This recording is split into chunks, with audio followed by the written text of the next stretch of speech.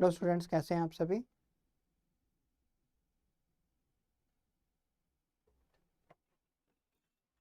Hello students, कैसे हैं आप सभी। स्टूडेंट्स, बीच में थोड़ा सा इंटरप्शन हो गया था, तो इसलिए क्लास बीच में हम लोगों ने वो कर दी थी। ठीक है। तो स्टूडेंट्स, हम लोग थोड़ा सा मैं आपको रिकैप कर देता हूँ। यहाँ पे हम लोग जो डिस्कस कर रहे हैं, आपका जो IBPS SO का एग्ज़ाम है, उसके बारे में हम लोग आज जो है क्लास है आपकी IBPS SO का जो आपका मेंस का एग्ज़ाम है। और आपको पता है कि आपका जो एग्ज़ाम है, एक तो अभी था इसको सैटरडे को, और एक अभी जो अगला एग्ज़ाम है आपका वो है 31 तारीख को, 31 ऑफ दिसंबर को। ठीक है। तो भाई आपका जो मेंस एग्ज़ाम है वो होने वाला है 29 जनवरी को। तो आप 29 जनवरी को मेंस का एग्ज़ाम है, और 15 दिन में आपका रिजल्ट आएगा लगभग। तो 15 दिन में आएगा, तो आपके पास में इतना टाइम बचेगा ही नहीं बिल्कुल भी कि आप जो है प्रिपरेशन कर पाओ IBPS SO की। बिकॉज अगर हम लोग सिलेबस की बात करें, तो ये पूरा आपका सिलेबस है जो कि हम लोग करने वाले आने वाले टाइम पर क्लास में, जिसमें इंट्रोडक्शन टू कंप्यूटर है, नेटवर्किंग है, DBMS है, C++, जावा है, सिस्टम सिक्योरिटी है, डाटा स्ट्रक्चर है। ठीक है। और डिजिटल इलेक्ट्रॉनिक्स है आपका, मिसलिनियस में आपका AI और पाइथन है। तो ये वो टॉपिक्स हैं जो टॉपिक्स को हम लोग करने वाले हैं हमारे एग्जाम में। ठीक है स्टूडेंट्स। तो फिर मतलब आपके एग्जाम में टॉपिक्स आएंगे, कितने कितने मार्क्स के आएंगे अगर हम बात करें, तो इंट्रोडक्शन टू कंप्यूटर हमारा लगभग 2 से 5 क्वेश्चन, नेटवर्किंग आपके लगभग लगभग 8 से 10 क्वेश्चन। ठीक है। DBMS हम लोग लेके चलते हैं 8 से 10 क्वेश्चन, C++ के लगभग 5 से 7 क्वेश्चन, सिस्टम सिक्योरिटी के लगभग 5 से 7 क्वेश्चन, डाटा स्ट्रक्चर के आपके लगभग 5 से 7 क्वेश्चन। ठीक है। तो टोटल 60 क्वेश्चंस होते हैं आपके इसमें। डिजिटल इलेक्ट्रॉनिक्स से भी हम 5 से 7 क्वेश्चन लेके चलते हैं। मिसलिनियस के अंदर पिछली बार ज़्यादा क्वेश्चंस आए हुए थे, तो हम लेके चल रहे हैं मिसलिनियस में लगभग आपको पाँच से 7 क्वेश्चन हम इसमें भी लेके चल रहे हैं कि इतने क्वेश्चन आपके लगभग इसमें भी आएंगे। तो भाई अब देखिए, आपके पास में टाइम बहुत कम है। अब टाइम बहुत कम है और आपको एग्ज़ाम को क्लियर करना है। ठीक है। तो इसलिए जो है आज से हमने बैच को शुरू किया, ताकि भाई आपको कोई प्रॉब्लम ना आए, आप इजीली प्रिपेयर कर पाओ अपने एग्ज़ाम के लिए, क्योंकि बहुत ही कम टाइम बचा हुआ है। ये बैच आपका 26 तारीख तक चलेगा, 26 ऑफ जनवरी तक। ठीक है। और इसमें सारी चीज़ें हम लोग, जो मैं अभी आपको बता रहा हूँ, सारी चीज़ें हम उसमें कवर करेंगे। ठीक है स्टूडेंट्स। तो भाई अभी हमने शुरू किया था यहाँ पर, और एक मैंने ब्लॉक डायग्राम यहाँ पर डिज़ाइन किया था, जिसके अंदर हमारा मॉनिटर होता है, कीबोर्ड है, माउस है। ठीक है। ये सारी चीज़ें हम लोग यहाँ पे ब्लॉक डायग्राम में मैंने यहाँ पे मेंशन कर रखी हैं। इनका क्या क्या काम रहता है ये अभी हम लोग डिस्कस कर रहे थे। तो अब आगे जो है मैं SMPS के बारे में बता रहा था यहाँ पे, कि भाई SMPS क्या होता है particularly, that is switch mode power supply. ये क्या करता है, हमारे सिस्टम में 2 टाइप के करंट होते हैं, एक AC और एक TC। तो जो हमारे घर पे जो करंट आता है वो AC करंट होता है, और हमारे कंप्यूटर के लिए जो करंट चाहिए होता है दैट इज़ DC। ठीक है। तो AC को DC में कन्वर्ट करने के लिए हमें कोई ना कोई चाहिए होता है। वो कौन होता है, हमारा SMPS होता है, स्विच मोड पावर सप्लाई। ये क्या करता है, कन्वर्ट कर देता है हमारे करंट को, जो AC करंट होता है, अल्टरनेट करंट होता है, उसको DC करंट में। ठीक है। उसके बाद जैसे ही करंट आगे पहुंचता है तो सीधा पहुंचता है रोम के पास, और रोम जो है उसको बोलते हैं हम लोग रीड ओनली मेमोरी। ठीक है। रोम में कौन होता है, हमारा बायोस होती है। ठीक है, बेसिक इनपुट आउटपुट सिस्टम। ये क्या करता है कि जितने भी हमारे इनपुट आउटपुट डिवाइसेस होते हैं, जितने भी हमारे डिवाइसेस अटैच होते हैं, देखो यहाँ पे 2 टाइप के डिवाइसेस होते हैं। एक होता है हमारा पेरिफेरल डिवाइस, पेरिफेरल डिवाइसेस, और एक होता है हमारे यहाँ इसमें एसेंशियल डिवाइसेस। ठीक है। जो पेरिफेरल डिवाइसेस होते हैं, ये हम लोग अटैच करते हैं अपने सिस्टम से, अटैच करते हैं। ठीक है। मतलब कि इनको अगर हमने निकाल भी दिया, जैसे कि माउस है, ठीक है, कीबोर्ड है, इन डिवाइसेस को अगर हमने निकाल भी दिया अपने सिस्टम से, तो भी हमारा कंप्यूटर काम करता रहेगा। बट अगर हम इसकी बात करें एसेंशियल डिवाइसेस की, दैट इज रैम, ठीक है, उसके बाद माइक्रो प्रोसेसर, फैन, ये सारे डिवाइसेस एसेंशियल डिवाइसेस हैं। यानी कि इनका होना बहुत ज़्यादा ज़रूरी है। अगर ये नहीं होंगे तो फिर कहीं ना कहीं पर हमारा सिस्टम हॉल्ट करेगा, हमारे सिस्टम में मैसेज आएगा कि भाई आपके रैम नहीं है, चलेगा नहीं, माइक्रो प्रोसेसर का ढंग से काम नहीं कर रहा, चलेगा नहीं, ठीक है, फ़ैन ढंग से काम नहीं कर रहा, चलेगा नहीं, ठीक है। तो ये डिवाइसेस आपके सिस्टम में एसेंशियल डिवाइसेस, यानी कि इनका होना बहुत ही ज़्यादा ज़रूरी है। अगर ये नहीं होंगे तो सिस्टम आपका काम नहीं करेगा। जो पहली ट्रबल शूटिंग होती है वो स्टार्टिंग में ही हो जाती है। सबसे पहले ही जो है, जब इंस्ट्रक्शंस, जब यहाँ से मैसेज पास होता है सारे डिवाइसेस के पास में, अगर ये डिवाइसेस नहीं होंगे तो आपका सिस्टम काम नहीं करेगा, आप मैसेज आ जाएगा, होल्ड हो जाएगा सिस्टम, ठीक है। और अगर इनमें कोई दिक्कत होगी, जैसे फ़ैन नहीं काम कर रहा होगा, या रैम उल्टी लगी होगी, या माइक्रो प्रोसेसर काम नहीं कर रहा होगा, ठीक है, तो उस टाइम पर भी आपके सामने मैसेज आ जाएगा, आपके सिस्टम में मैसेज आ जाएगा, ठीक है। दूसरा जो आपके पेरिफेरल डिवाइसेस हैं, जैसे कि माउस है, कीबोर्ड है, अगर ये नहीं भी होंगे सिस्टम में तो भी कोई दिक्कत नहीं, आपका सिस्टम फिर चल पड़ेगा, ठीक है। तो ये चीज़ होती है आपकी। अब बायोस आपके पास मैसेज भेजता है, उसके पास रिप्लाई आती है, रिप्लाई आने के बाद वो किसको बोल देता है, रोम को बोल देता है भाई मेरी तरफ से सब कुछ ओके है, सब कुछ ठीक ठाक है, सारे सब चीज़ ठीक ठाक काम कर रही है, फ़ैन भी काम कर रहा है, सारी चीज़ें ओके हैं, ठीक है। अब आप आगे एग्जीक्यूट हो जाओ। तो अब क्या होगा, अब रोम जो है वो सीधा जाएगी हार्ड डिस्क के पास, क्योंकि हमारी जो ऑपरेटिंग सिस्टम है वो कहाँ पे स्टोर होता है, ठीक है, हमारा जो ऑपरेटिंग सिस्टम है वो कहाँ पे स्टोर होता है, हार्ड डिस्क के अंदर, या फिर हम किसके अंदर करते हैं, एसएसडी के अंदर करते हैं, ठीक है।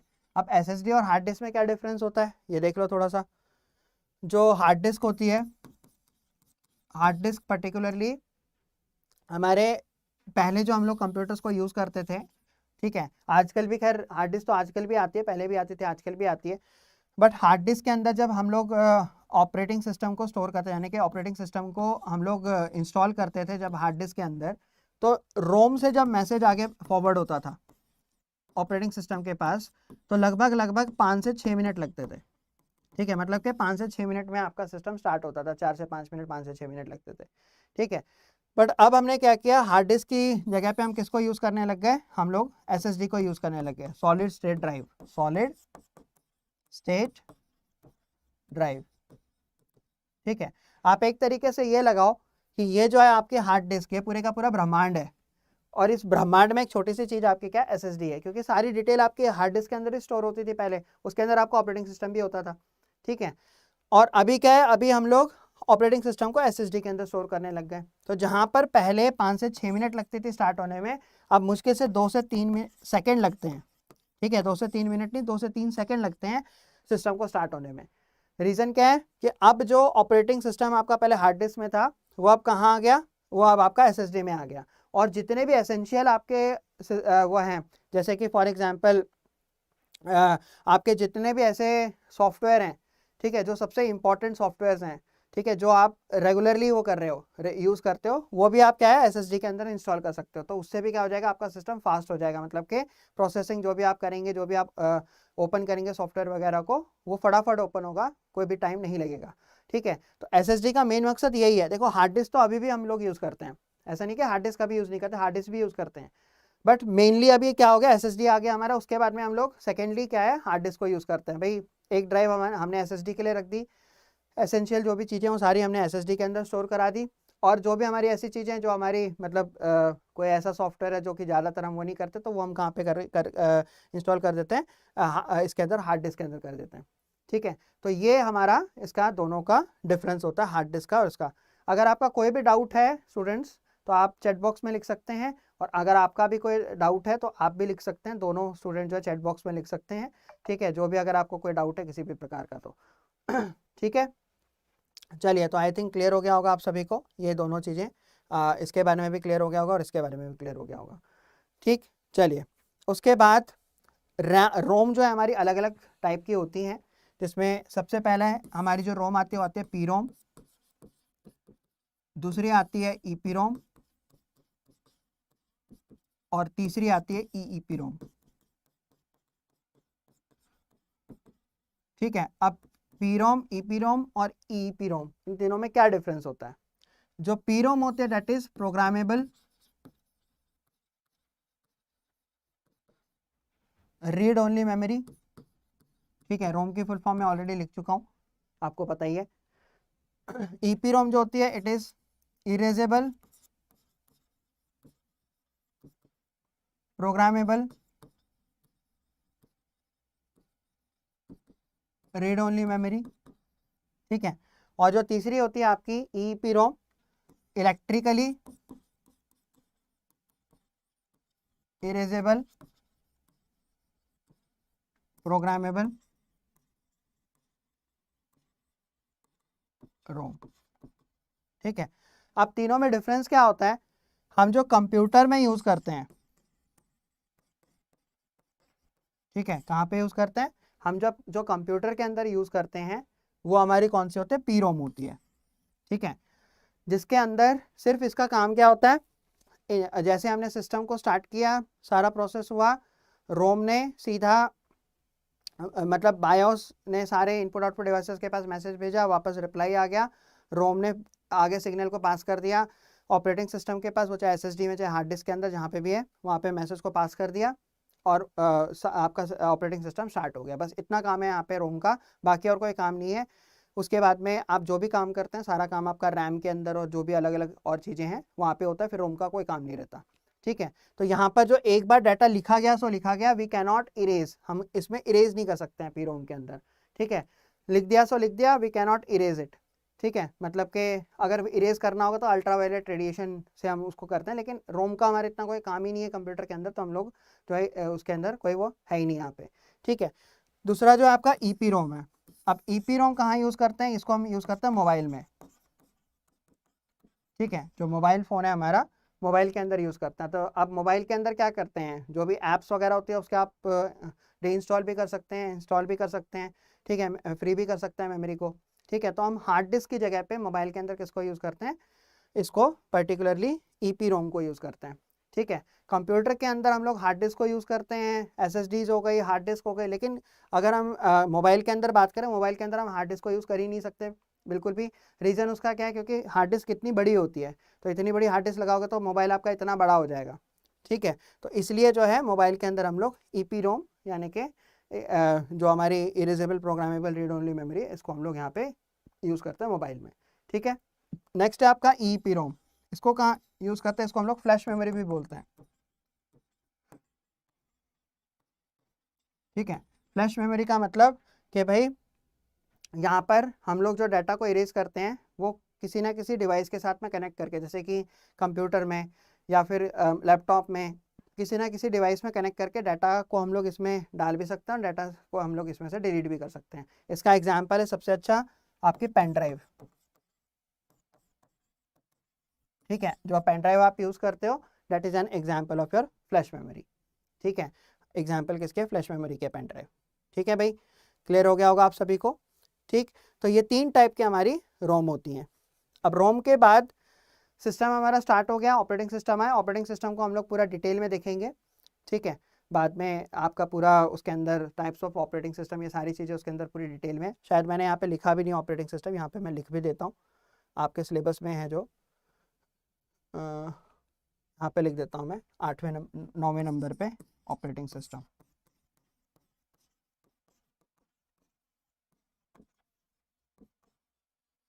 ठीक है। चलिए अब उसके बाद सिस्टम स्टार्ट हो गया, ठीक है, ऑपरेटिंग सिस्टम स्टार्ट हो गया। ऑपरेटिंग सिस्टम स्टार्ट होने के बाद अब क्या होगा, अब जो भी आप काम करेंगे वो सारा काम आपका किस में होगा, रैम में होगा, किस में होगा, रैम में होगा, ठीक है। अब रैम की फुल फॉर्म क्या है, रैंडम एक्सेस मेमोरी, ठीक है, रैंडम एक्सेस मेमोरी। तो ये जो रैम है ये दो टाइप की है, कौन कौन सी, number 1 S RAM, number 2 D RAM, ठीक है। एस रैम का मतलब स्टैटिक रैम,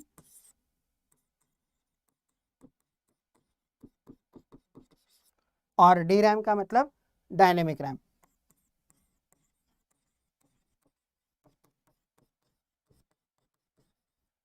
ठीक है। तो जो स्टैटिक रैम होती है ये हम कहाँ यूज करते हैं, हमारे कंप्यूटर में, और जो डायनेमिक रैम होती है इसको हम लोग बहुत जगह यूज करते हैं, मोबाइल के अंदर, डिजिटल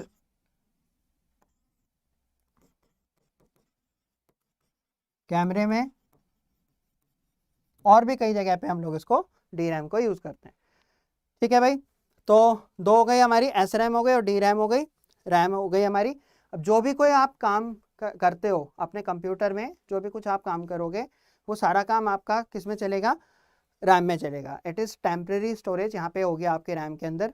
ठीक है, अगर आप एसएसडी को यूज़ करते हैं तो एक बहुत अच्छी चीज़ है एसएसडी के अंदर। देखो वैसे तो देखो मैं आपको बताऊँ, अगर आप अपने सिस्टम की लाइफ को देखोगे, अगर आप एसएसडी को यूज़ करते हो तो एसएसडी आपका बेसिकली जो है चाइना का वो है आपका। ठीक है, तो अगर आप उसे यूज़ करोगे तो कहीं ना कहीं पे आप ये लगा लो कि आने 2-3 साल के बाद में एसएसडी में प्रॉब्लम आनी शुरू हो जाएगी। ठीक है, लेकिन हम फिर भी कहते हैं फास्ट प्रोसेस के लिए उसको एसएसडी को यूज़ कर लेते हैं कि चलो फास्ट प्रोसेस हमारा हो जाएगा। बट जनरली अगर हार्ड डिस्क को यूज़ करेंगे तो कोई ऐसी दिक्कत आपके उसमें नहीं होगी बिल्कुल भी। ठीक है, तो भाई यहाँ पर जो आपकी रैम होती है, जैसे हमें पता है कि ये हमारी टेम्प्रेरी डाटा को स्टोर करती है। अब कंप्यूटर के अंदर स्टैटिक रैम को ही क्यों हम लोग यूज़ करते हैं, बिकॉज स्टैटिक रैम क्या करती है कि ऑटोमेटिकली जो भी हम लोग प्रोग्राम को चलाते हैं कंप्यूटर में, ठीक है, जो भी प्रोग्राम हमारे रन होता है कंप्यूटर में, अगर कोई प्रोग्राम को हमने मिनिमाइज़ कर दिया या किसी प्रोग्राम को हम लोग नहीं चला रहे हैं तो स्टैटिक रैम क्या करती है, उसकी मेमोरी को ऑटोमेटिकली एग्जॉस्ट कर देती है। ऑटोमेटिकली एग्जॉस्ट का मतलब क्या होता है, फॉर एग्जांपल मान लीजिए आपके सिस्टम में आप सॉन्ग सुन रहे हैं। ठीक है, वर्ड आपने चला रखा है, पावर पॉइंट आपने चला रखा है। ठीक है, उसके बाद में एक्सेल आपने चला रखा है।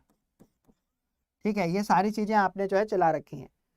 ठीक है, अब मान लीजिए आप 5वें प्रोग्राम पे आए और आपने क्या किया, जो पबजी गेम है, ठीक है, इसको आपने स्टार्ट किया पबजी को। अब मान लीजिए ये जो चार चीज़ें जो आपके सिस्टम में चल रही थी, मान लीजिए इनको जो है लगभग आपके सिस्टम में जो है मान लीजिए 6 GB रैम है। ठीक है, और मान लीजिए इन 6 GB में से जो सॉन्ग, वर्ड, पावर पॉइंट और एक्सेल जो है इसको ऑलरेडी 5 GB मिली हुई है। ठीक है, अब 5 GB रैम ऑलरेडी इसको मिली हुई है, लेकिन आपने क्या क्या पबजी की डिमांड कर दी। ठीक है, अब हुआ क्या हुआ यहाँ पे कि भाई पबजी जो है मान लीजिए इसको 6 GB चाहिए, पबजी जो है इसको 6 GB चाहिए। ठीक है, बट ऑलरेडी 5 GB इसको मिला हुआ है इन सारी चीज़ों को। तो अब होगा क्या, अगर हम लोग नॉर्मल अगर यूज़ करेंगे, ठीक है, नॉर्मल अगर हमारी रैम होगी तो होगा क्या कि हमारा सिस्टम हैंग करेगा, बिकॉज इसको 6 GB रैम चाहिए लेकिन ऑलरेडी 5 GB हमारी यूज़ हो रही है। ठीक है, तो एक कहीं ना कहीं से जुगाड़ लगा के, मतलब कि फिर हार्ड डिस्क के पास जाना पड़ेगा जिसके पास सबसे ज़्यादा मेमोरी होती है, वहाँ पे जाना पड़ेगा, वहाँ से फिर स्पेस लेना पड़ेगा, ये सब कुछ करना पड़ेगा। लेकिन यहाँ पर क्या है, यहाँ पर ये सारे प्रोग्राम जो मैंने क्या कर रखा है, मिनिमाइज़ कर रखे हैं। आपने क्या कर रखा है, मिनिमाइज़ कर रखे हैं सारे प्रोग्राम्स। अब मिनिमाइज़ कर रखे हैं तो इनकी जितनी भी मेमोरी होगी, जो एस रैम है यानी कि स्टैटिक रैम है, वो क्या करेगी, इनकी सारी की सारी मेमोरी को क्या करेगी, एग्जॉस्ट कर देगी, यानी कि ऑटोमेटिकली एग्जॉस्ट कर देगी। क्योंकि आप काफ़ी देर तक इसको चला नहीं रहे हो, काफ़ी देर से चला नहीं रहे हो, तो ऑटोमेटिकली स्टैटिक रैम क्या करेगी, एग्जॉस्ट कर देगी इसे। और एग्जॉस्ट करके वो सारी की सारी रैम किसको दे देगी, पबजी को दे देगी, जो कि आप गेम खेलना चाह रहे हो।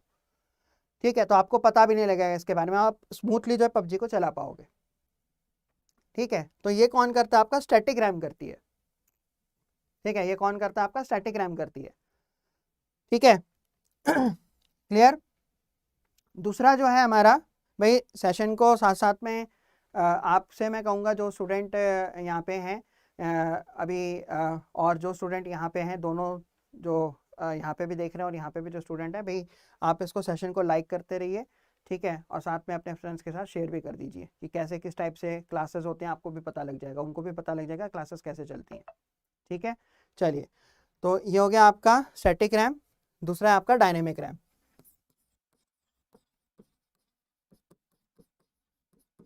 जिसको हम लोग जो है डी रैम भी बोलते हैं।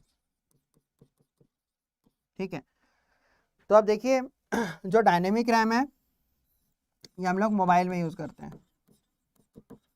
ठीक है, तो अगर हम लोग सेम वही एग्जाम्पल लेते हैं, यहाँ पर भी सेम वही एग्जाम्पल, अगर ये वाला हम लोग एग्जाम्पल लेते हैं तो यहाँ पर क्या होता है, हम लोग क्या करते हैं, हम किसी प्रोग्राम को चलाते हैं। मान लीजिए हमने सबसे पहले सिस्टम में हमने व्हाट्सएप चलाया, ठीक है, मोबाइल में, सॉरी।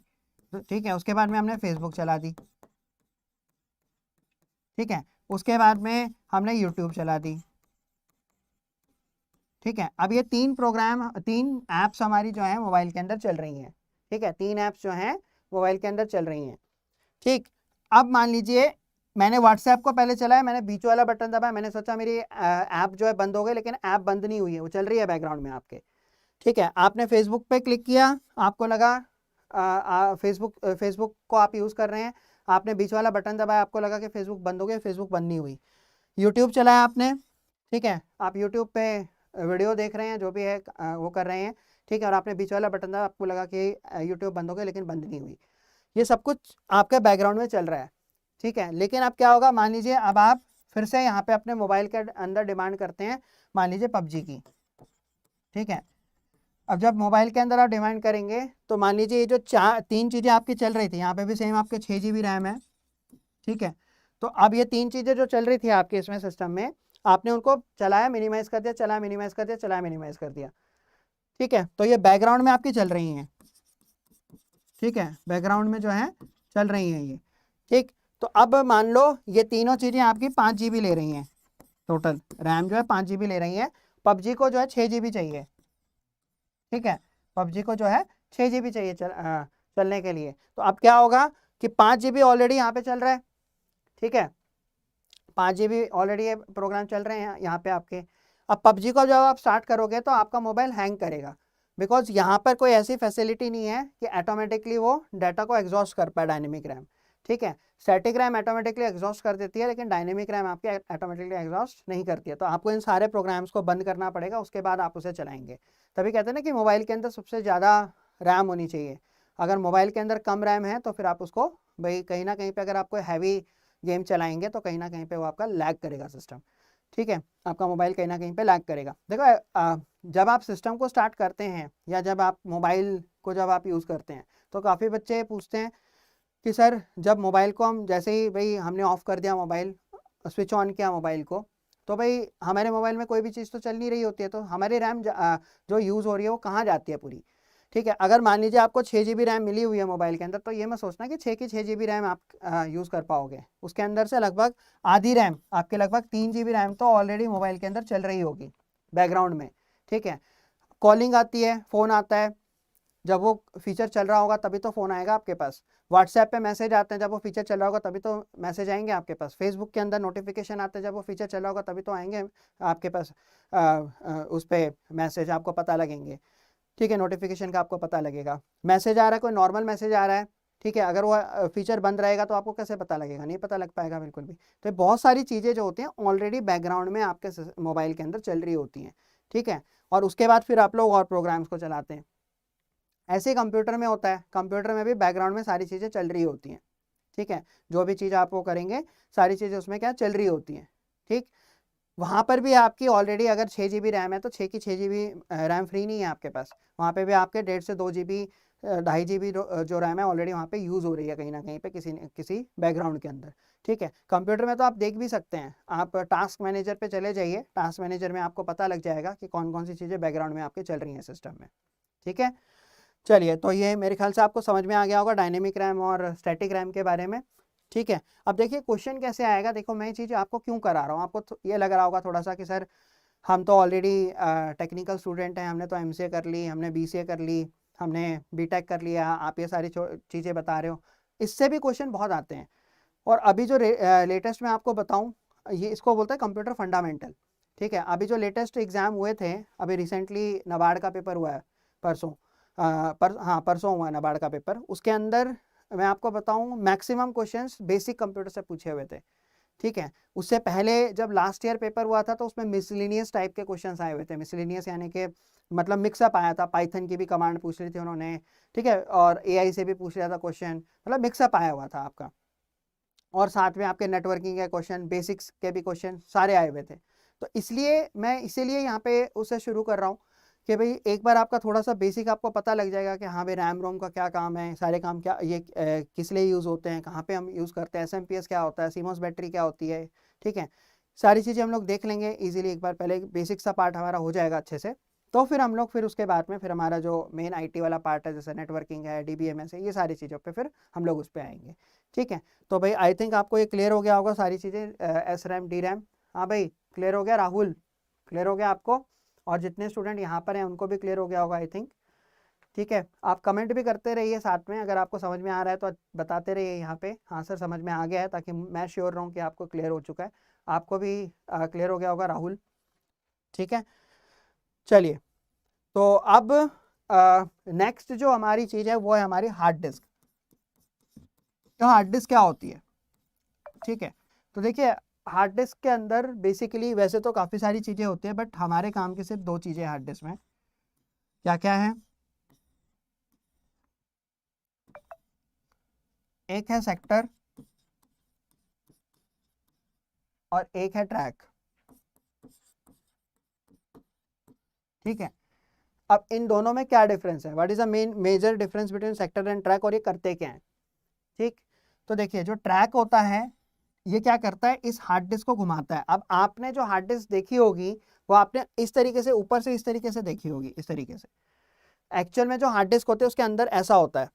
ठीक है, जैसे आप देख रहे हैं ना ये वाला अंदर आप डिस्क होती है, आपने जैसे सीडी देखी होगी, डीवीडी देखी होगी ना, सेम वैसे सीडी डीवीडी की तरह अंदर यहाँ पे डिस्क होती है।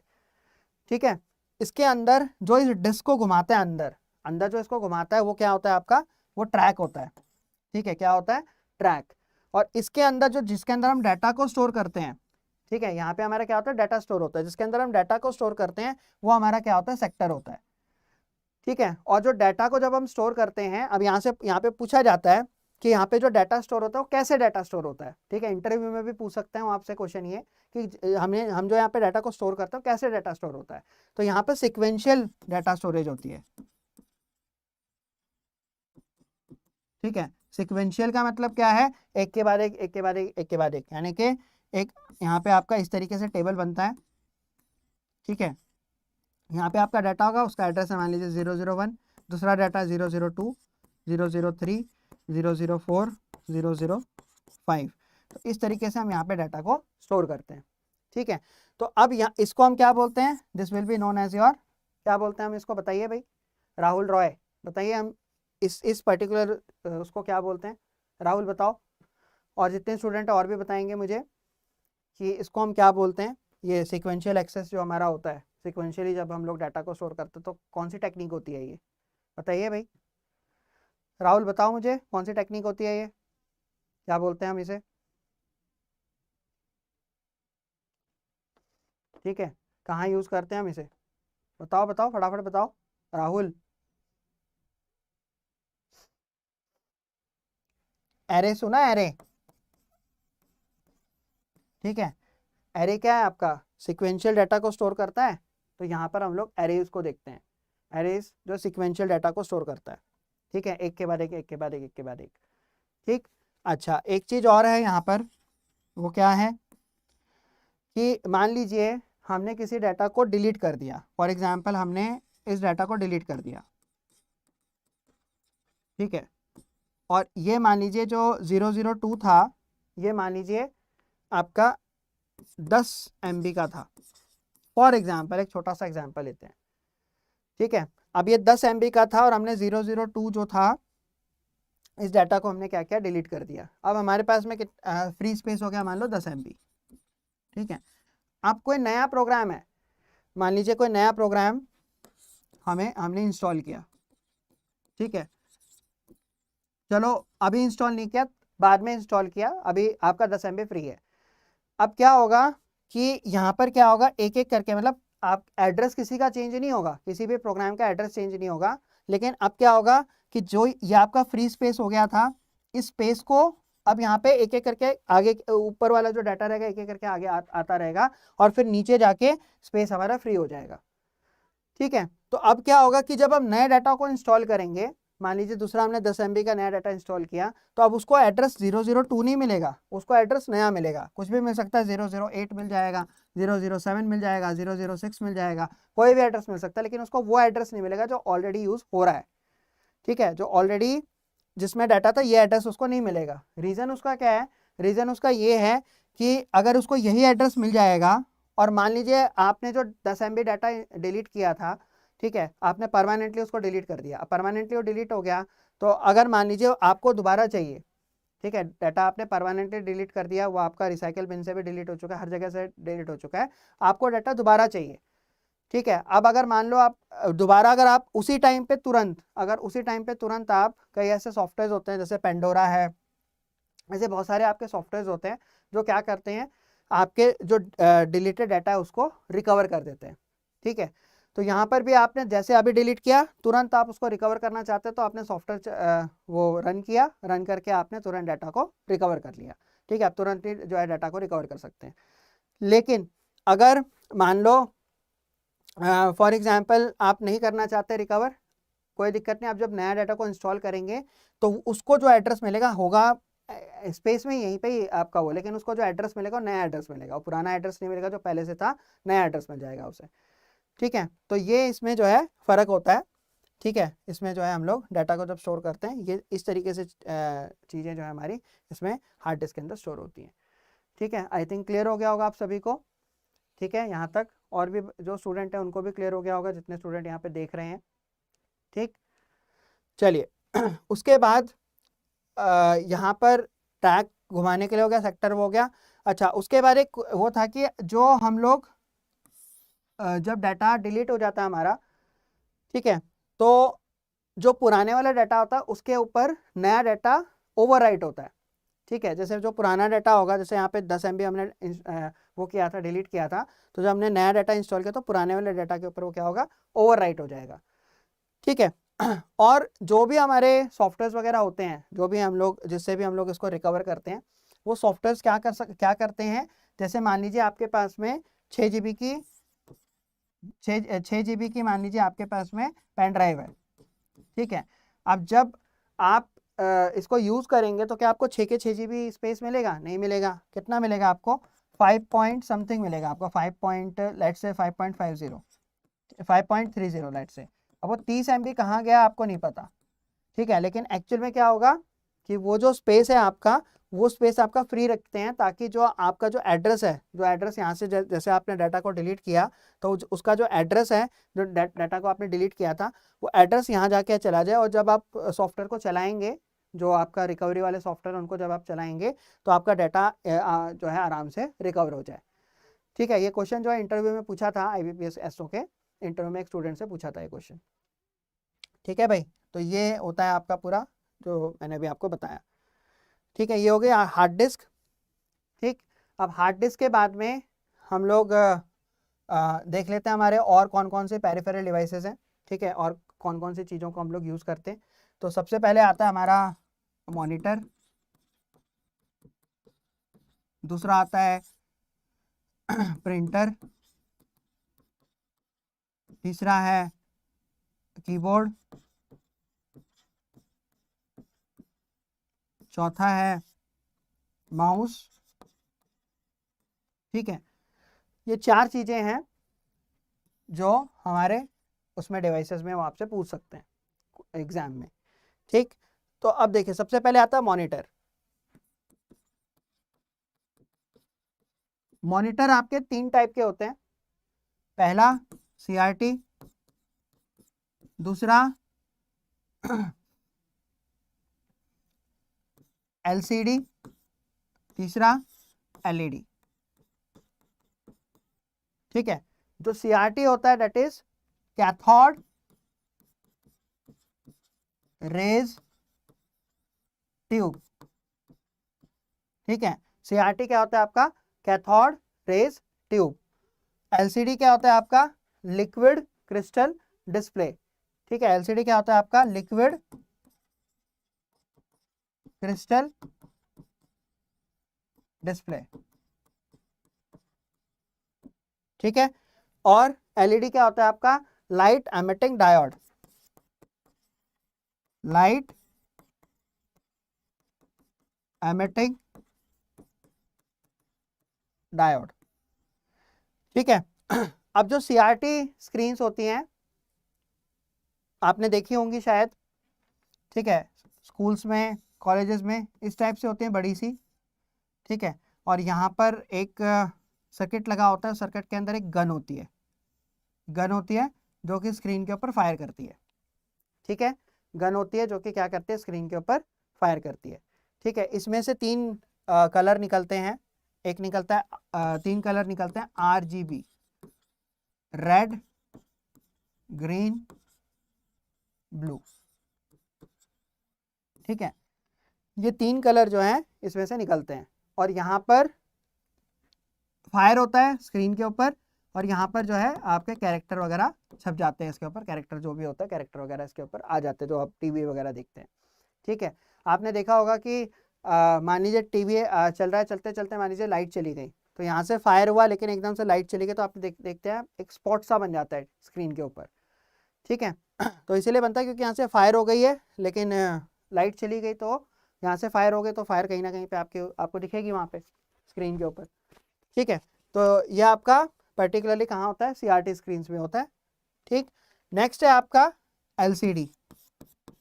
LCD आपका लिक्विड क्रिस्टल डिस्प्ले, जैसे आपकी जो आप देख रहे हैं इसे, ठीक है, इस तरीके से आपकी पूरी स्क्रीन होती है। ठीक, अब इसके अंदर हम लोग क्या यूज़ करते हैं, क्रिस्टल्स को यूज़ करते हैं। किसको यूज़ करते हैं, क्रिस्टल्स। अब ये क्रिस्टल्स क्या होते हैं, क्रिस्टल्स एक टेक्नोलॉजी होती है।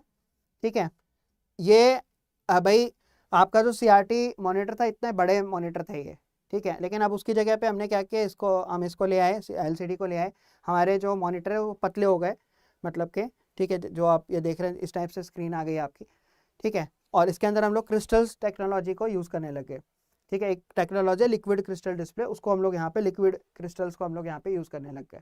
लेकिन LCD के अंदर एक सबसे बड़ी प्रॉब्लम क्या है कि जब हम इसको सामने से देखेंगे तब तो क्लियर दिखाई देगा, लेकिन जब हम इधर से या इधर से किसी और उससे देखेंगे, एंगल से देखेंगे, तो हमें क्लियर नहीं दिखाई देगा। तो जब क्लियर नहीं दिखाई देगा तो उसके लिए हम फिर क्या लेके आए, इन क्रिस्टल्स को छुपाने के लिए हम किसको ले आए, डायोड को ले आए। ठीक है, अब डायोड ने क्या किया, इन क्रिस्टल्स को छुपा दिया। जैसे आप ये स्क्रीन देख रहे हैं, ठीक है, ये आपकी जैसे LED है। ठीक है, तो इसी उसमें क्या हुआ, क्रिस्टल्स को छुपा के, और फिर अब हम कहीं से भी बैठे बैठे, इधर से भी या इधर से भी, कहीं से भी बैठे बैठे हम इजीली जो है देख सकते हैं हमारी पिक्चर्स को। ठीक है भाई, क्लियर। उसके बाद इसके अलग अलग और किस्में आ गई आपकी LED की। ठीक है, इसमें आपकी OLED आ गई।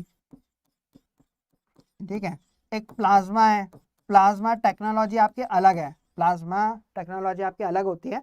कंफ्यूज मत होना उसमें कि वो LED होता है, लेकिन LED नहीं होते, प्लाज्मा टेक्नोलॉजी आपकी अलग होती है। ठीक है, फिर आपका कर्व में आ गया, CLED आ गई, कर्व आ गया, मतलब अलग अलग टाइप के आपके और वो आ गए, लेकिन आपको जो बेसिकली याद रखना है CRT, LCD और LED।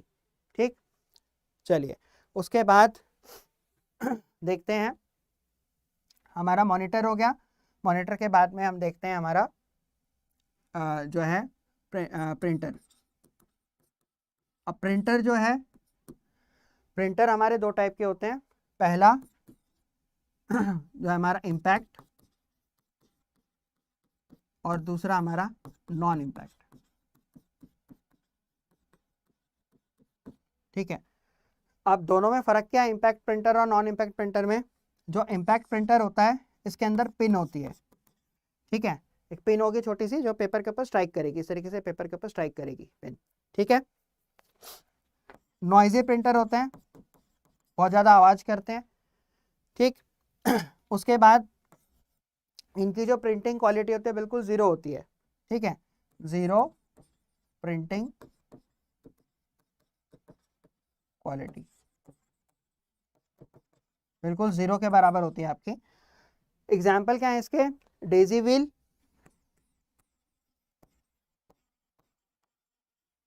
ठीक है, Daisy wheel printer, typewriter printer, ठीक है, और एक आपका होता है डॉट मैट्रिक्स प्रिंटर।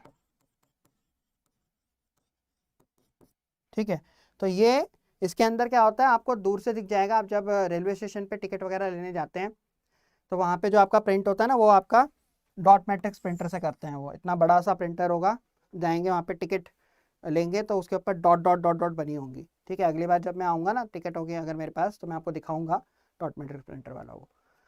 ठीक है, टाइपराइटर प्रिंटर आपने देखा होगा, कोर्ट वगैरह में टाइप करते हैं वो टाइपराइटर से। ठीक है, दूसरा आपका डेजी व्हील, ये भी ऐसे ही होता है, व्हील होता है इसमें बड़ा सा ऐसे व्हील होगा। सेम आपका टाइपराइटर प्रिंटर की तरह होता है, थोड़ा सा फ़र्क होता है, ठीक है। इसके अंदर थोड़े कैरेक्टर्स वगैरह का और थोड़ा सा क्वालिटी का डिफरेंस होता है, बाकी और कोई इसमें वो नहीं होता। तो ये 3 टाइप के आपके इम्पैक्ट प्रिंटर हैं, ठीक है। अब नॉन इम्पैक्ट प्रिंटर को करेंगे हम लोग कल, ठीक, कल बताऊंगा मैं आपको। और आपके 2-3 चीज़ें जो कीबोर्ड और माउस रह गए उसको भी मैं कल बताऊंगा, ठीक है। अब देखिए, जो स्टूडेंट, आप लोग तो ऑलरेडी क्लास ले रहे हो, लेकिन जो स्टूडेंट आपका कोई फ्रेंड है या कोई भी अगर एडमिशन लेना चाहता है तो वो एडमिशन ले सकता है। उसके लिए उसे क्या करना है, उसके लिए उसे हमारी वेबसाइट पर आना है अड्डा 247 की, और यहाँ पर आने के बाद ऑल कोर्सेज पे जाना है, ठीक है। रेगुलेटरी बॉडीज़ पे आना है, ठीक, यहाँ पे इस पर क्लिक करना है रेगुलेटरी बॉडीज़ पे, ठीक है। या आप बैंक पे भी कर सकते हैं, एक मिनट रुकिए।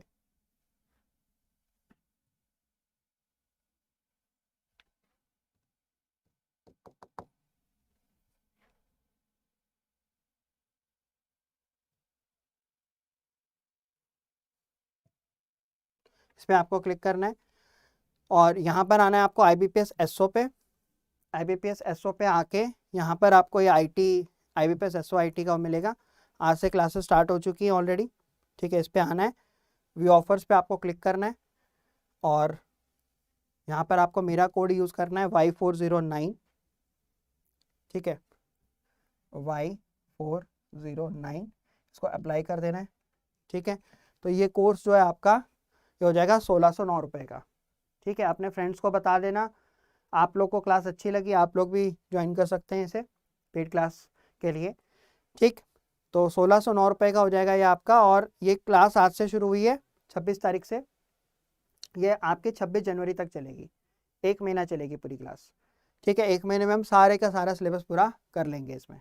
अगर एक्स्ट्रा क्लास की ऐसी बात हो कि एक्स्ट्रा क्लास लेनी पड़ी तो एक्स्ट्रा क्लास भी हम ले लेंगे, ठीक है। और अगर आप किसी और बैंकिंग के एग्जाम के प्रिपरेशन कर रहे हैं तो वो भी आप ले सकते हैं, बैंकिंग पे जाके बैंकिंग के महापैक को आप ले सकते हैं, सब में डबल वैलिडिटी चल रही है अभी, ठीक है। बैंक महापैक प्लस को अगर आप लेंगे तो इसमें सारी चीज़ें आपकी कवर हो जाएंगी, IBPS SO नाबार्ड सब कुछ जो अभी सिडबी की वैकेंसी है सारा कुछ इसमें कवर हो जाएगा। तो ये भी आप ले सकते हैं मेरा कोड यूज़ करके Y409, ठीक है। इसको आप अप्लाई करेंगे तो ये आपका लगभग जो है 7,014 रुपये का हो जाएगा, डबल वैलिडिटी यानी कि 2 साल के लिए, 12+12। अपने फ्रेंड्स को आप बता सकते हैं, ठीक है। आप भी ले सकते हैं, जो स्टूडेंट हैं जिनके पास ऑलरेडी है वो ना करें, अपने फ्रेंड्स को बताइए। ये ऑफर आज के लिए, डबल वैलिडिटी सिर्फ आज के लिए चल रही है, ठीक है स्टूडेंट्स। चलिए फिर मिलते हैं अब आपसे कल नेक्स्ट क्लास में। Take care all of you.